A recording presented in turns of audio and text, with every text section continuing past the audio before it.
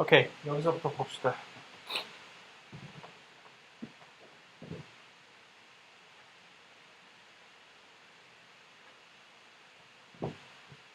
자, C4 경로는 이것을 탄소 고정을 하는 이산화탄소를 딱 받아들여가지고서 일단 이 전체 이 유기화 물질 안으로 집어넣는 그 탄소 고정 작용과 그 다음에 실제적인 그 루비스코가 참여를 하게 되는 그 효소, 그 루비스코가 참여하는 켈빈 페로가 돌아가는 요 둘을 공간적으로 분리를 해놓는 것이죠. 그래서 처음에 탄소를 고정하는 그 과정에서 루비스코가 없다면, 효소가 없다면 그 광호흡에 문제가 없을 거 아니에요. 루비스코가 문제 아니에요. 루비스코가 이산화탄소 대신에 산소하고 결합을 해서 문제가 되는 것인데 처음에 루비스코 보고 너 가서 이산화탄소 잡아들여와 영접을 하게 만드는데 너 가만히 있어. 너 집에 있어. 하고 또 다른 친구가 그런 문제가 없는 다른 친구한테 가서 탄소 데려와 라고 그렇게 부탁을 한 다음에 일단 그 친구가 탄소를 데려오면 나중에 더 깊숙한 곳으로 이걸 끌고 가가지고서 쟤한테 루비스코한테 직접 갖다 건네주는 그러한 방식으로 요 공간적인 분리를 진화를 해 놓은 것을 C4 경로라고 얘기를 합니다. 이것을 왜 C4 경로라고 얘기를 하냐 하면은 그 처음에 탄소가 고정이 될 때 아까 루비스코에 의해서 이산화탄소를 받아들이는 그 같이 연결시키는 탄소는 5탄당이었는데 여기서는 그 처음에 이산화탄소를 받아들이는 그 탄소의 물질이 4탄당이거든요. 그래서 이것을 C4 4탄당짜리 그래서 C4 경로라고 얘기를 하는데 그래서 그런 식으로 공간적으로 분리를 해놓기 위해서 새로운 세포를 하나를 만들어내죠. 새로운 방을 하나 이제 만들어내는 그 이름이 뭐냐면은 번들 시 셀이라고 하는 이 안쪽에다가 기공이 있으면 기공 가까이에는 기공의 근처에는 원래 정상적으로 그 광합성을 수행하던 그 여육세포라고 지난 시간에 보여줬던 그 여육세포라는 그 세포들이 있는데 그것에 더해가지고 새로운 아발초 세포 라고 하는 한국말로 번들시셀이라고 하는 그러한 세포층을 이렇게 만들어 놓고 두 세포 간의 이 대사작용이 조금 다른 거예요. 그래서 처음에 이산화탄소가 처음에 들어가게 되는 이쪽 여육세포 이산화탄소 처음 들어가면 맞이하게 되는 세포층들이 여육세포겠죠. 그러니까 이 해부학적으로 여기서 볼 때 그 여육세포 안에서는 켈빈 회로가 돌아가지 않고 그냥 일단 이산화탄소를 고정시키는 작용만 합니다. 그 다음에 잘 고정이 되면 그 고정된 탄소를 이제 그 아래쪽에 있는 켈빈 회로가 돌아갈 수 있는 다발초 세포에다가 건네주게 되는 공간적인 분리를 수행을 하게 되는 것이 C4 경로라고 얘기를 합니다. 그래서 효소가 바로 또 PEP 어디서 많이 듣던 것인데 PEP 어디서 봤더라?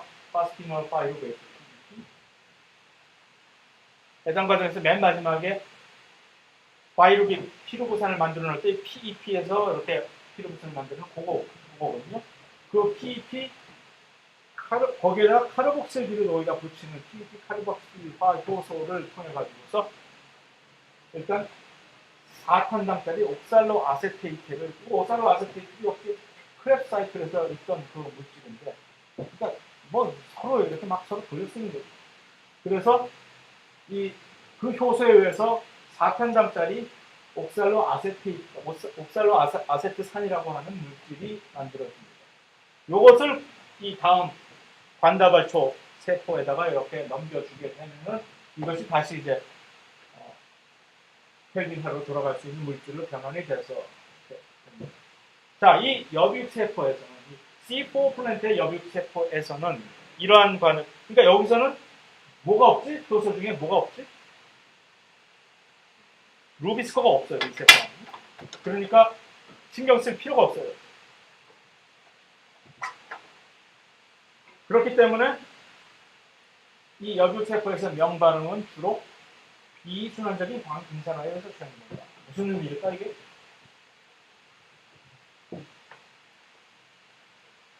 해석을 이 문장에 대한 여러분들의 해석을 바랍니다. 산소가 있다 없다. 여기서 여백세포에서는 산소가 발생이 된다 안 된다? 된다. 왜? 돼도 상관없으니까. 왜? 왜 여백세포는 산소가 발생해도 광호흡을 걱정 안 해도 되죠? 루비스코가 없으니까. 그렇지? 그래서 여기서는 PP 카르복실한 효소가 대신해서 이산화탄소를 지금 고정을 시키니까.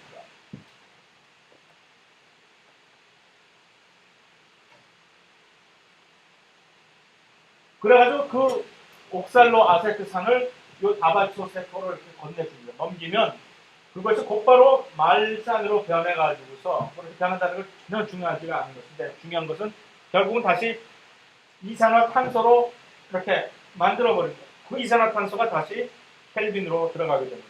정상적인 우리가 알고 있었던 그 정상적인 켈빈 회로가 이 다발초 세포에서는 돌아가게 됩니다.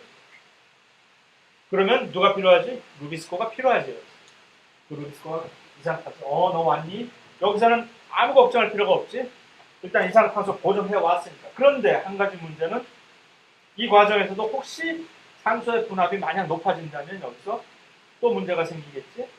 그래서 그걸 훨씬 조심시키기 위해서 이 친구들은 명반응은 주로 순환적인 광인산화예요. 그러면 산소 발생 안 하지 여기서는. 그래서 안전하게 산소의 분압은 낮고 이산화탄소의 분압이 이런 식으로 해서 훨씬 높은 상황에서 안심하고 루비스코가 열심히 한 곳에만 집중을 해서 일을 할 수가 있게끔 만들어줍니다. 이렇게 그래서 그림으로 정리를 하면 이렇게. 그래서 처음에 대기가 기공에 가까운 기공에서 가깝게 위치한 요 여백세포 여기에 가까이 기공이 있으니까 이산화탄소가 이쪽으로 들어가 여백세포로 들어가게 되면은 그것을 맞이하는 효소는 PEP 카르복실화 효소라는 희한한 친구가 맞아서 4탄당짜리를 이렇게 만들어버리기 때문에 이것을 C4 경로라고 얘기를 하는 거죠. 그 4탄당은 다시 말산으로 금방 변화를 시켜가지고서 뭐 어떻게 해서 결국은 중요한 것은 요 다발초 세포, 요 인접한 다발초 세포로 그것을 건네준 다음에 다시 이산화탄소로 재생을 시켜서 정상적인 루비스코가 있는 켈빈 회로를 다시 돌려서 이 당을 만들어내게 되는 그런 과정. 이렇게 함으로써 산소의 분압을 여기서 엄청나게 낮추고 이산화탄소의 분압을 높일 수가 있으며 또 부수적으로 서로 간에 이 두 세포 간에 요 여백세포에서는 비순환적인 광인산화를 그 다음에 다발초 세포에서는 순환적 광인산화를 서로 선호적으로 이렇게 수행을 함으로써 산소 발생이 오로지 산소 발생은 이쪽에서만 일어나더라도 이렇게 할 수 있거든요.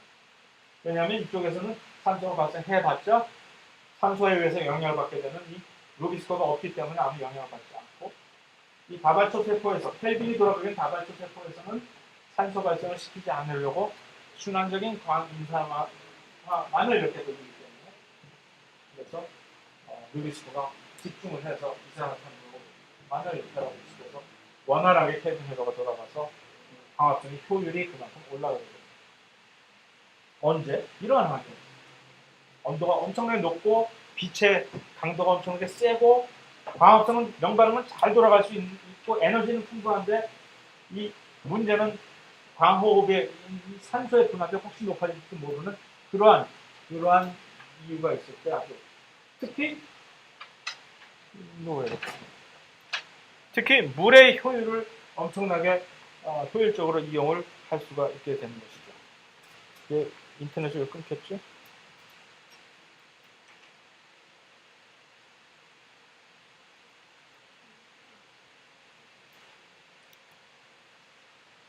그래서 옥수수 같은 식물이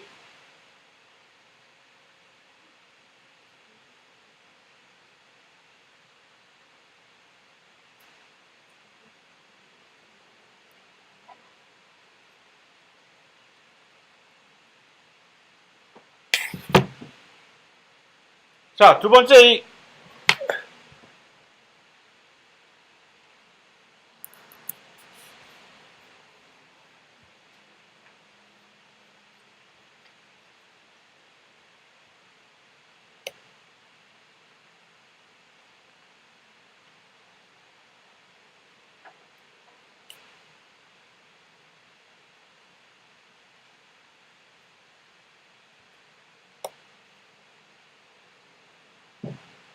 두 번째로 이 선인장 같은 식물에서 수행을 하게 되는 이 크래슐레이시안 애시드 메타볼리즘, 캠 식물은 아까 C4 식물은 왜 C4라 그랬지? 그 탄소를 고정을 시켜서 만든 그 옥살산의 4탄당이기 때문에 그렇다고 그랬죠. 자, 여기서는 왜 이것이 크래슐레이션 애시드라고 얘기를 하냐면 나중에 여기서 만드는 요 특별한 요 산, 이 말릭 애시드 같은 거기에 산성을 띠는 요 물질을 크래슐레이션, 선인장과 같은 식물들의 이 이름이에요. 크래슐레이시라고 하는 게 학명. 걔네들이 가지고 있는 산성 물질이라고 해서 거기서 따서 이렇게 캠이라고 얘기를 합니다. 자, 이들은 아까 C4 플랜트는 공간적인 분리를 했잖아요. 이산화탄소와 산소의 이 상대적인 농도를 서로 조정을 하기 위해서 공간적으로 이렇게 이 루비스코가 있는 곳과 이 PEP 카르복실화 효소가 있는 자리가 공간적으로 이렇게 서로 분리가 됐었는데 비해서 여기서는 시간차 공격을 합니다. 시간적으로 같은 뭐야 이거 왜 이렇게 지저분해 이 탄소 고정 이렇게 하는 거 PEP 탄소 고정은 누가 하느냐 여기서도 똑같이 PEP 카르복실화 효소 얘가 탄소 고정을 하고 실제적인 암 반응은 누가 루비스코가 하게 되는데 그것들이 일을 하는 그 장소적으로 그것을 분리를 시키는 것이 아니라 일을 하는 시간대를 서로 분리합니다. 낮에는 이렇게 낮에는 계속 돌아가 켈빈 사이클을 돌려. 하지만 밤에 온도가 낮아진 밤에는 기공을 싹 열고 탄소를 이산화탄소를 받아들여갖고 이 PEP 카르복실레이트가 밤에만 일을 하고 낮에는 이것이 다시 켈빈 회로로 들어가고 하는 요 순환을 거쳐갖고 이제 수행을 하게 됩니다. 왜 이게 명반응과 암반응은 사실 서로 분리가 될 수 있는 것인데도 불구하고 왜 같이 꼭 이렇게 붙여야만 될까? ATP 예를 들어서 명반응에서 낮에 합성을 했던 그 ATP 축적을 해줬다가 밤에 그 ATP, NADP 써가지고 이렇게 암반응 돌리면 안 되나? 그럼에도 불구하고 얘네들은 꼭 굳이 이렇게 이런 식으로 낮에 돌리는 ATP가 합성된 걸 가지고 켈빈을 꼭 돌려야만 되는 것처럼 이렇게 수행을 하고 있잖아요. 그 이유가 ATP는 합성을 하자마자 어디에다 저장을 할 수가 없고 금방 누가 낚아채가기 때문에 그 거기서 합성된 ATP를 곧바로 사용을 할 수 있게끔 하려고 여기서 할 수 없이 낮에 같이 이 암반응도 낮에 수행을 해야 되는 것입니다.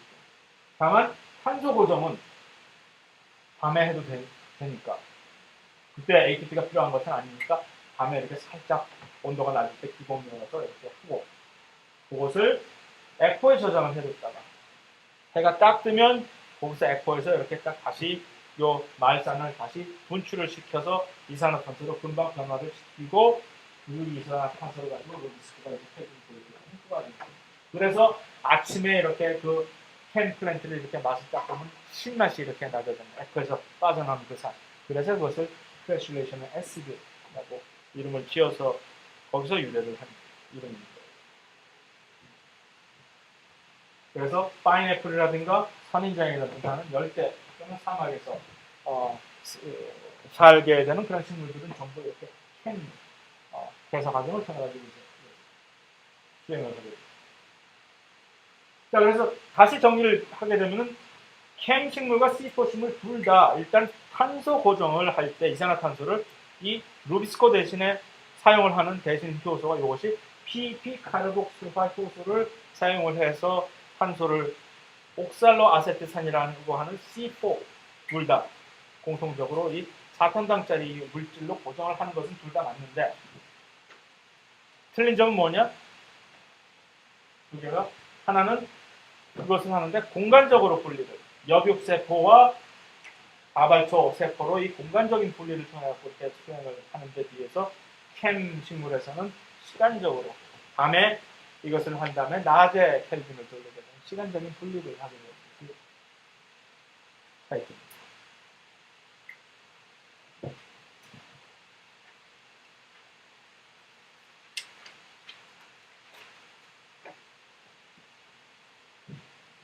그래서 최종적으로 우리가 알고 있는 C3 플랜트의 이런 대사작용과 이렇게 C4와 캠의 차이를 이렇게 도표로 이렇게 정리를 해놓은 것이 마지막 그림입니다. 그래서 이것으로 광합성을 전부 끝낼 수가 있다고 얘기를 할 수가 있겠습니다. 일단 여기서 10분 쉬고 한 조금만 더 한 30분 정도 다음 장을 한번 나가고 수업을 마치도록 하겠습니다.